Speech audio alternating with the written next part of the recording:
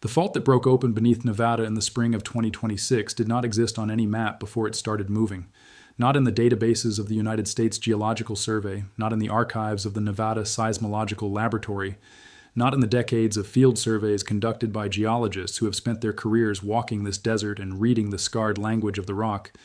On April 13, 2026, at 6:29 in the evening, a magnitude 5.7 earthquake tore along a fault that science had never named, never mapped, never measured, a fault hiding beneath a mountain range called the Dead Camels, buried under millennia of silence, waiting in the dark until it was not waiting anymore. But that is not even the real story. The real story is not about one fault, or one swarm, or the 371 earthquakes that followed in the next 10 days, or the magnitude 5.2 that woke people from Sacramento to Reno before dawn on May 1st, 2026, sending more than 1,600 people reaching for their phones to report what they had just felt through their mattresses and their floors and the soles of their bare feet. The real story is what this swarm reveals about the ground beneath the American West, what it actually is, what it is actually doing, and what the geological record says happens when a system like this finishes building its pressure and decides to release it all at once. The real story is that Nevada is not just earthquake country. Nevada is a place where the earth is literally, physically, measurably tearing itself apart, not as a metaphor, not as a description of politics or drought or the slow crisis of the American interior. The ground itself is being pulled in two directions simultaneously, and it has been for millions of years, and it will not stop, and nobody can say what comes next when a region this large and this active wakes up swinging. Here is what the data actually shows. The area around Silver Springs, Nevada, a small unincorporated community of a few thousand people in Lyon County, sitting roughly 45 miles east of Reno along the still surface of the Lahontan Valley, has experienced more than 371 confirmed earthquakes since April 13, 2026. 83 of those quakes had magnitudes of 2.5 or greater. That means they were felt. That means people in their homes and their trucks and their kitchens felt the ground make a decision beneath them dozens of times over 10 days. The largest of the sequence so far, the magnitude 5.7 on April 13th, was shallow, only 5 to 9 kilometers deep depending on which USGS revision you accept. 5 kilometers is not very deep. 5 kilometers is the length of about 50 American football fields laid end to end. It sounds like a lot. It is not a lot. In geological terms, 5 kilometers is essentially the surface. It means the energy was released close to the world where people actually live and breathe and try to sleep at night. And here is where this story becomes genuinely alarming. The fault that generated all of this was unknown. The director of the Nevada Seismological Laboratory, Christy Rowe, said it plainly and without any softening of language. This earthquake sequence is on a fault we did not know about before it started. Think about what that means for a moment and then think about it again, because the second time lands harder. In one of the most seismically studied regions of the United States, in a state whose seismic laboratory has been monitoring tremors for decades, a major fault system was invisible. It crossed an entire mountain range, the Dead Camel Mountains, those jagged low ridges rising from the alkali flats of western Nevada, without leaving enough surface expression for modern science to identify it before it spoke. And it spoke loudly. The question this raises is not a comfortable one. If a fault large enough to generate a magnitude 5.7 main shock and 370 plus aftershocks was hiding in the Dead Camels, completely off every known map, then what else is hiding? What other silent systems are there, loaded, charged, waiting beneath the empty-seeming desert of Nevada, beneath the suburbs of Reno, beneath the roads and the water pipelines and the transmission lines that carry electricity to millions of American homes? The Nevada Seismological Laboratory has deployed what are called aftershock kits to the region, portable seismic instruments set directly in the field to improve the granularity of detection near the active zone. They are listening harder now than they were before. But listening harder only helps you hear what is already speaking. There are thousands of fault lines across the state of Nevada. Only the ones that have broken the surface are known. When a fault lies quiet for thousands of years, Christy Rowe explained, erosion can erase it from the landscape. It lies hidden until the next earthquake. That sentence is not a caveat. It is a statement of the fundamental limitation of earthquake science in the Basin and Range Province. We map what has moved recently enough to leave a mark. Everything else is conjecture and silence until the day the silence ends. The towns and communities that felt this sequence do not have the luxury of geological abstraction. Fallon, Nevada, a city of about 9,000 people, home to the Naval Air Station Fallon, the land of turquoise farms and alfalfa fields and a deep agricultural identity that stretches back through generations of families who chose to root themselves in this valley. Fallon felt it. The April 22nd magnitude 4.8 struck about 13 miles southwest of town at a depth of only 4.6 miles. Minor damage was reported at historic buildings in Fallon and at Fort Churchill, the old stone ruin of an 1860 military outpost that has already survived 165 years of this desert's slow forgetting. Imagine waking up in Fallon on a workday morning and feeling the floor move. Imagine checking the news and seeing that this is the third consecutive week your region has experienced a significant earthquake. Imagine being told by the Seismological Lab that this is happening on a fault they had never detected before April. These are not hypothetical worries for people who have never thought about earthquakes. These are the morning conversations of real people in a real community trying to understand what the ground beneath their town is doing. The Walker Lane. That is the name of the system that underlies all of this. And it deserves to be understood in its full scale before we go any further, because without understanding the Walker Lane, the Silver Spring swarm looks like a local story when it is actually a regional one. The Walker Lane is a massive corridor of faults, roughly 1,000 kilometers long, running diagonally from southeastern California northward through Nevada and into Oregon. It is not a single fault like the San Andreas. It is a network, branching, overlapping, intersecting, braided, a shear zone that accommodates somewhere between 20 and 25% of the total motion between the Pacific Plate and the North American Plate. That plate boundary motion, that is the slow, grinding engine behind every California earthquake, every Cascadia tension, every seismic event along the western margin of this continent. And 1/4 of it runs through Nevada, through the desert, through the basins and the ranges, through the communities that most people do not think about when they think about earthquake risk in America. The Walker Lane moves at rates of 6 to 9 millimeters per year in some segments. That sounds almost nothing. That is the growth rate of a fingernail. But accumulated over centuries, over millennia, over the geological intervals during which faults charge and discharge, 6 millimeters per year becomes meters of stored strain that has to go somewhere. It always goes somewhere. And below the Walker Lane, below the faults themselves, there is another system at work. The Basin and Range Province, the larger geological framework within which all of this sits, is a region where the continental crust is being stretched and thinned in a northwest to southeast direction. The crust beneath Nevada in some areas is only 19 to 23 kilometers thick, thin enough that Earth's mantle, its hot churning interior, sits closer to the surface than almost anywhere else in the continental United States. That thinning drives geothermal heat flow through the rock. It fills the faults with hot water and pressurized fluid. And pressurized fluid in a fault system is not a passive presence. Fluid pressure changes the mechanical behavior of faults. It can reduce the friction that keeps fault surfaces locked together.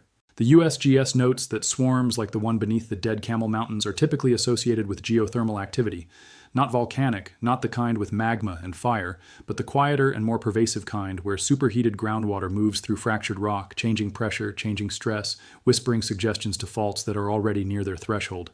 The geothermal activity of the Walker Lane is not separate from the seismicity. They are the same system. One drives the other. The heat in the rock and the motion in the plates and the hidden faults in the desert are all one breathing, moving, pressurizing organism. This is not a theory. This is documented geology. And the documentation goes back much further than most people realize. On October 2nd, 1915, at 22:53 in the evening, a fault in Pleasant Valley, south of Winnemucca, Nevada, broke open. The magnitude has been measured variously as 6.8 moment magnitude and 7.7 surface wave magnitude. But what matters more than the number is what happened to the ground. The earthquake produced 4 separate surface scarps, places where the earth literally ripped open and one side of the rock dropped relative to the other, stretching across a total length of 59 kilometers, roughly 37 miles of visible walk-up-and-touch-it rupture. The maximum vertical displacement at the worst point near the old Pierce School site on Busky Creek Canyon was 5.8 meters, nearly 19 feet. Nearly 19 feet of vertical movement in the ground surface in a single earthquake in a single night in 1915. The Pleasant Valley earthquake remains the largest basin and range normal fault earthquake ever recorded. It happened on a fault in central Nevada. It happened in a region that looks from the outside like it is just sitting there being desert. Then December 16, 1954. 2 earthquakes struck Nevada 4 minutes apart. The first at Fairview Peak reached magnitude 7.1 to 7.2. The second at Dixie Valley reached magnitude 6.8. 4 minutes apart. In those 4 minutes, the crust of central Nevada adjusted itself along faults stretching in a discontinuous line from northern Gabbs Valley all the way to Dixie Valley, a distance of 63 miles of surface rupture, 102 kilometers of the earth ripping itself open. The largest fault scarp measured 23 feet high near Fairview Peak. Roads buckled, fissures 30 inches wide opened in the ground. U.S. Highway 50 dropped more than 1.5 meters in places due to direct surface faulting. In Sacramento, 322 kilometers away, the shaking caused $20,000 in damage to a water filtration tank. The Dixie Valley Fault alone ruptured for 46.7 kilometers, with a maximum vertical slip of 3.7 meters in the space of less than a minute. The residents of Fallon, the same Fallon that felt the Silver Springs swarm in April and May of 2026, did not stay in their homes that night. They went outside in December in the Nevada desert because inside no longer felt safe. The geological record from these events is still legible in the landscape. The fault scarps from 1954 are still preserved in the arid environment of the Great Basin, slowly wearing down but not yet gone. The geologists who studied the 1915 Pleasant Valley rupture noted that the fault had re-ruptured Holocene scarps, meaning the same fault had broken before, in the geological recent past, and it broke again. It breaks on a cycle. They all break on a cycle. The question is not whether, the question is when. Scientists are careful to say this, and that careful language carries its own warning. The probability estimates, the recurrence interval models, the hazard maps, these are all ways of saying, we know this will happen again, we simply do not know the day. Nevada has a magnitude 6 or greater earthquake roughly every 10 years, a magnitude 7 or greater every 17 to 44 years. The last magnitude 6.5 struck in 2020 in the Monte Cristo Range, the largest Nevada earthquake in 66 years, a 66-year gap between major events that geologists noted with some relief, but also with the understanding that the gap itself meant stress was accumulating rather than releasing. The 2026 swarm at Silver Springs, with its magnitude 5.7 main shock and its hundreds of aftershocks on a fault nobody knew existed, is not, in isolation, a catastrophic event. No deaths. Minor damage to historic structures. Lyon County Emergency Management doing road and bridge assessments as a precaution. But what the data actually shows is that this is the system working exactly as the geology dictates. Pressure building, fault unlocking, energy migrating outward through the interconnected network of cracks and fractures that underlies the entire western Nevada landscape. USGS analysts noted something specific and deeply unsettling. The activity in the later weeks of the sequence shifted. Migrating slightly north and east, with magnitude 3 and 4 earthquakes beginning to appear in Fallon and Fernley, communities that had not been at the center of the original sequence. Migrating hypocenters, the energy moving through the system, transferring stress from one segment to another, doing what fluid-driven seismic swarms do when they are not finished. Fernley, Nevada sits about 30 miles east of Reno, population roughly 22,000 people, a community that grew rapidly in the early 2000s as families moved east from the Bay Area and Sacramento seeking cheaper land and desert space. Fernley is a place of wide streets and new subdivisions and the kind of quiet Nevada domesticity that does not make headlines. Its residents wake up, drive to work, buy groceries, watch their kids play soccer on fields near the edges of the valley. They feel earthquakes sometimes, they have for years. But the question a seismologist asks about Fernley, and about Fallon, and about every community in the Walker Lane corridor, is not whether they have felt earthquakes.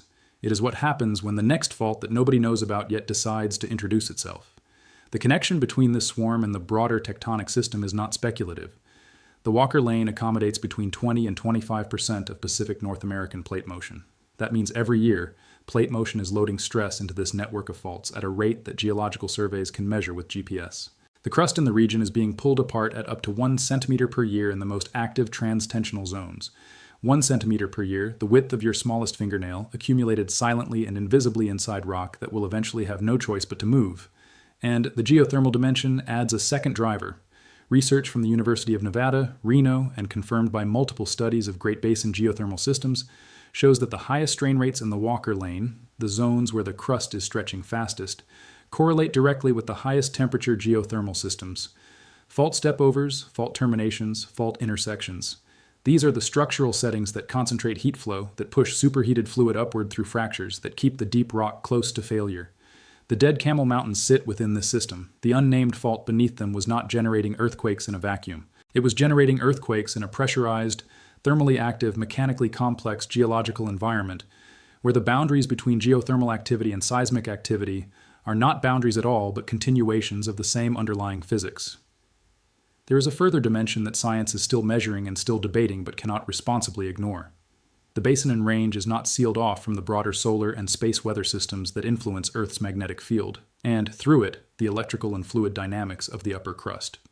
Studies examining correlations between geomagnetic storm activity and changes in seismic rates in highly active fault zones have not produced consensus. This is honest. This is what real science looks like. But they have produced enough anomalous results in enough geologically active regions to keep the investigation alive. What is not in dispute is that Earth is a single system. The solar wind that compresses the magnetosphere on one side of the planet and stretches it on the other is interacting with a planet whose interior is already under stress, whose crust is already loaded, whose faults are already near their thresholds. The idea that the external electromagnetic environment and the internal tectonic environment are completely independent systems belongs to the old model. The new model is less clean, more connected, and significantly more humbling. The Nevada Seismological Laboratory's aftershock kits are still in the field. The instruments are still recording. The sequence that began on April 13, 2026, on a fault that did not exist in the database 3 weeks earlier, is still ongoing. USGS has stated that additional magnitude 4 or magnitude 5 earthquakes are possible as the crust continues to adjust. Possible is not a reassuring word when you live 13 miles from the epicenter. Possible is not a reassuring word when you know that the 1954 Dixie Valley sequence began with months of smaller events before the magnitude 7.1 and its immediate 6.8 companion arrived 4 minutes apart and opened the ground for 63 miles. Possible means the system is not dormant, the system is awake. What the science cannot tell you, what the most sensitive instruments in the most advanced seismological network in the world cannot tell you, is what comes next. Monitoring is in place and detection is possible, but prediction is not. That gap between detection and prediction is where the real danger lives. We can feel the pulse of the earthquake swarm. We can count the events, measure the depths, map the migration, correlate the stress transfer. We cannot tell the families in Fallon whether to expect a magnitude 4 or a magnitude 7 in the next 90 days. That uncertainty is not a failure of science. It is an honest acknowledgement of the limits of human knowledge in the face of a system that operates on timescales and at pressures that are simply beyond our intuitive reach.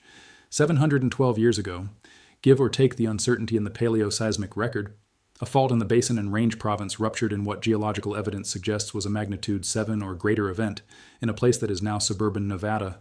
Nobody was there to feel it. The desert kept it secret for centuries. Then the earthquake of 1915 proved the Pleasant Valley Fault was not finished. Then the 1954 sequence proved the Dixie Valley Fault was not finished. And now, in the spring of 2026, a fault that science never mapped is proving, with 371 earthquakes and counting, that the dead Camel Mountains are not finished either. The ground is not waiting for our permission. It is not interested in our schedules or our hazard models or our sense of how much time is supposed to pass between disruptions. It is doing what it has been doing for 30 million years, since the Basin and Range Province began stretching, since the Walker Lane began accumulating the slow, transferred energy of two massive plates grinding past each other at the pace of a growing fingernail, year after year, building toward the next release and the next, in a cycle that will continue long after every city in Nevada is returned to the desert that was here before the cities arrived. The unnamed fault beneath the dead Camel Mountains has a name now. Not in a database, not on a USGS map with an official designation and a documented slip rate and a probabilistic recurrence model.